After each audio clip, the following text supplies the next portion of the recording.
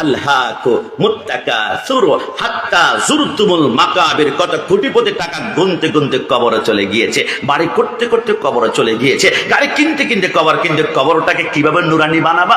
আমি কাশিমি, মৃত্যুবরণ করলে আমার পাগড়ি এখন খুলে ফেলা হবে। আমি মৃত্যুবরণ করেছি, আমার ওয়াচ ঘড়ি খুলে ফেলা হবে। মৃত্যুবরণ করেছে, আমার কোটি জুব্বা খুলে ফেলা হবে। মৃত্যুবরণ করেছে, আমার পকেটে মেসওয়াক রাসূলের সুন্নাত খুলে ফেলা হবে। মৃত্যুবরণ করেছি, আমার ডান পকেটে রাসূলুল্লাহর সুন্নাতের আতর আছে, খুলে ফেলা হবে।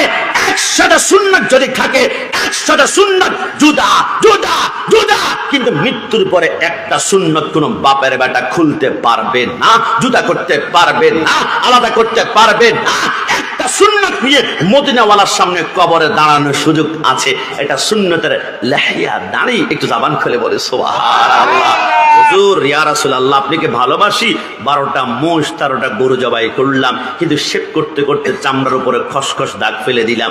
কিয়ামতের ময়দানে রাসূলুল্লাহর সামনে কি জবাব দিবেন? নবীকে সত্যিকারে যদি ভালোবাসেন, দাড়িগুলা রেখে দেন। জিনা করতে বের হয়েছেন, ছি আমার মুখে না দাঁড়ি, জিনা করলে মানুষ কি বলবে? আপনি যখন ঘুষ খাবেন, ছি আমার মুখে না দাঁড়ি, না না ঘুষ খাওয়া যাবে না। আপনি যখন মাপে কম দিবেন, ছি আমার মুখে না দাঁড়ি, আমি ঘুষ খাই কিভাবে? এই দাঁড়ি আপনাকে হাজারো পাপ থেকে রেহাই করে চোখের পলকে পুলসের হাত পার করাবে। একটু জবান খুলে বলে সুবহানাল্লাহ।